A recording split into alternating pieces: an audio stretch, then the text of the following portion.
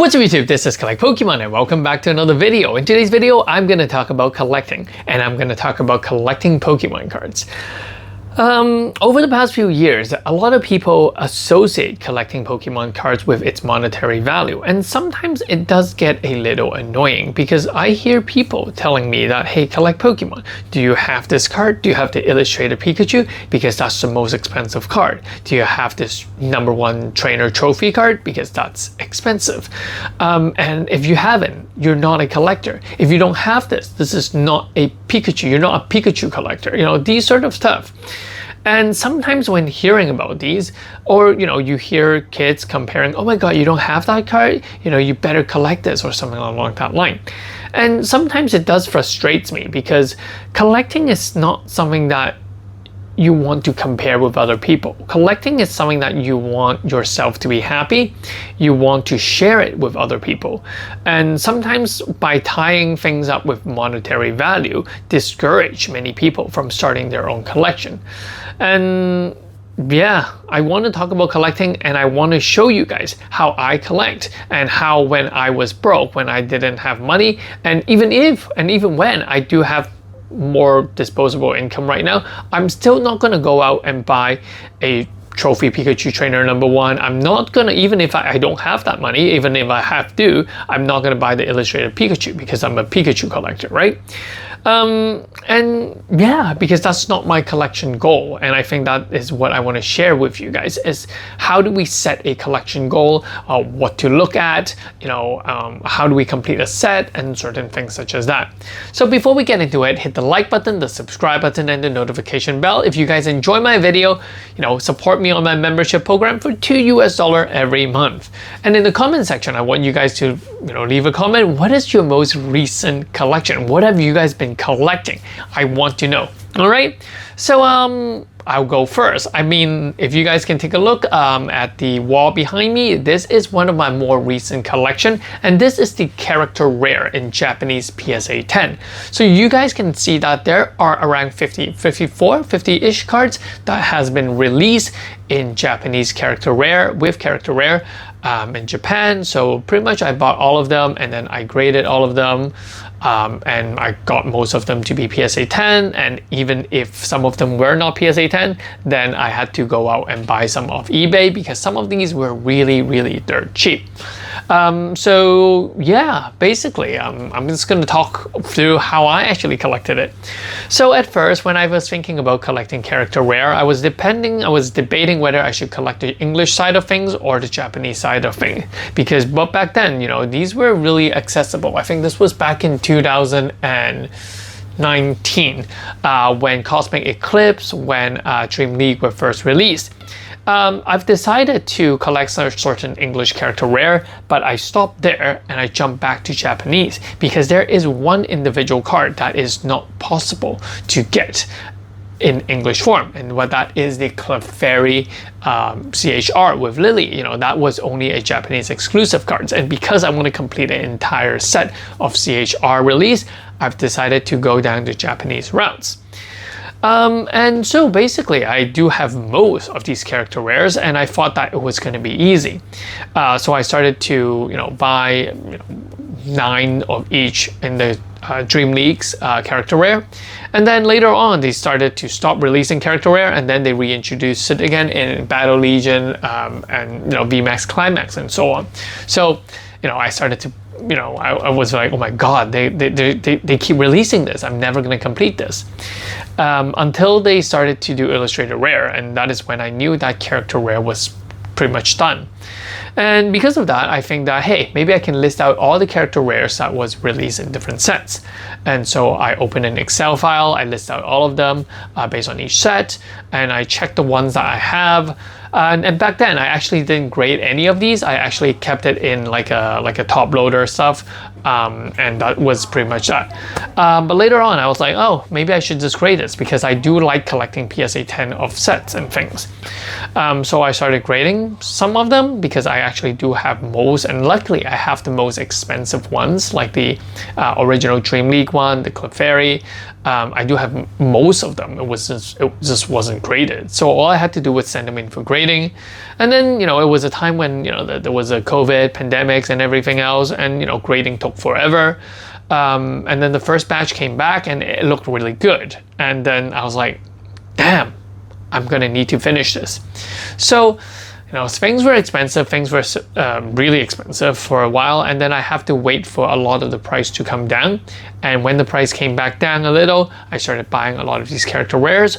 And this is how I usually do it. I usually go on Cartrush or different Japanese website. I buy 2 to 3 copies of them, and then basically after they come, I inspect them. I make sure the one that looks the best gets sent off for PS3 grading, because to be very honest, these cards are quite cheap in relative to the grading fee. So I really don't want to waste too much money on PSA.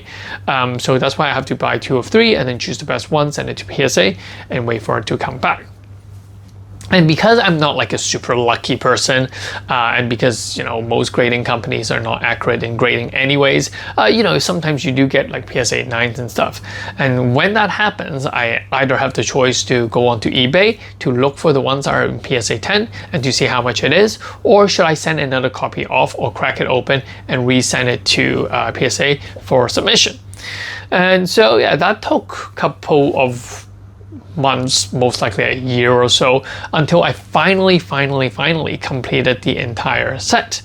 And that's what you see right here. Basically, I like completing a set. I like completing a collection goal. I mean, I do have many of these as extras in PSA 10s, and I do have some raw cards.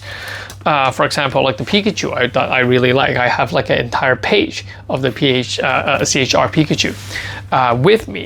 So yeah, but that is my collecting goal. And I think that for you guys, for those of you who are new, especially some younger kids, maybe you're 12, you're 13, you don't have a lot of money. You don't have to grade all the cards. I never graded them at first. Basically, I put them all in top loader and I just stuck it on my wall. And whenever I go home, I look at it, I was really happy, smiling at it at my wall. And these are currently displayed in my office, and basically I have put those command hooks onto the wall. I've mounted a like a metal frame, and basically at the back is a PSA sleeve, and at the back this white piece of paper, there's 4 magnets in it, and the magnet is stuck to the paper so it would not damage the card. And basically you just snap it on, and that's how I display the card. So every time when I walk into my office, I would just come over here and look into it and just pretty much appreciate my own collection. And from time to time, maybe when I say time to time, like a year or 2 years or so, I'll switch this around. I mean, the thing that I was actually displaying before this was actually a full set PSA 10 Hidden Fates, all the shiny Pokemon. So I was displaying those. So these are how I set my collection goals. And I think that for those of you who are new to Pokemon, set a collection goal. Don't grade them. Buy individual cards. Buy it, try to fill it up. And sometimes if you can't fill it up, don't worry about it. There will be an opportunity in which you can trade for it. And for many of these CHR cards, I had to wait because I think that the price was way too expensive. I mean, for cards such as Essilora and who was it? Essilora and Lana, they were like super expensive. And I have copies of them, but when I bought it at cheap, but I just didn't want to grade it because the grading upcharge was really expensive as well back then. So I didn't even want to grade those. I didn't want to grade them yet. And so I really took my time. And sometimes that's what you have to do. You can't just say, this is the next hit, like hottest thing, so I must collect it now.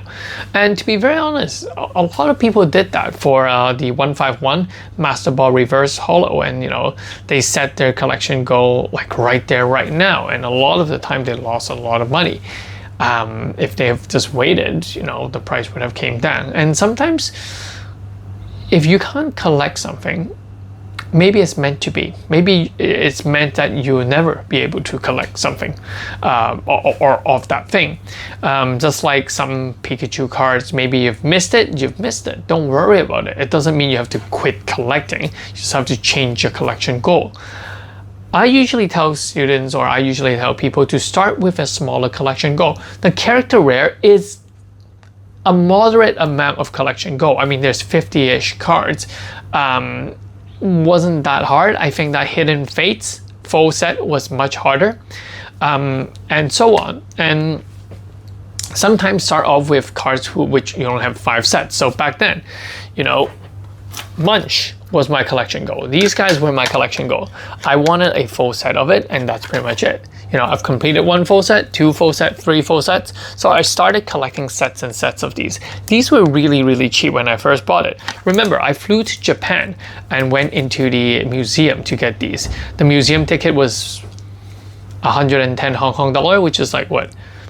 $15 US dollars, something along that line. So these were like $15. I went there, I flew there, I got a bunch of them, I graded them all by myself. So I never actually bought any Munch Pikachu. These one, you know, I wasn't there at release. So actually I bought it off the secondary market in Japan, and it was really cheap. It was 330 yen, which is, I don't even know. I mean, I still have many of them sealed with the price tag. And the Rowlet, I don't have the Rowlet here, but the Rowlet was the most expensive one of these 3, and they were selling for like 980 yen. So, you know, you don't have to always collect the most expensive stuff. And you know, back then when these were released, you know, everyone was into things such as what was Shaman EX or something like that, and people were really, really excited about. What else was people very excited about? Flash Fire or something like that. But back then, those secret rare, those Mega EX was the one that everyone want, not these. So yeah, you just have to start collecting. And sometimes, someday in the future, once you complete your collection goal, these collection can be worth a lot of money. But don't think about money right now. Think about collecting, think about goals, think about, you know, sticking there, think about how you can actually achieve certain goal. And this is actually very, very helpful in life. Sometimes some things in life are not meant to be, and sometimes some things in life are. And even though it's difficult, even though your path might be different to other people, your collection might be different to other people, stop comparing. You're not trying to comparing with other people. You are you. You choose your own path.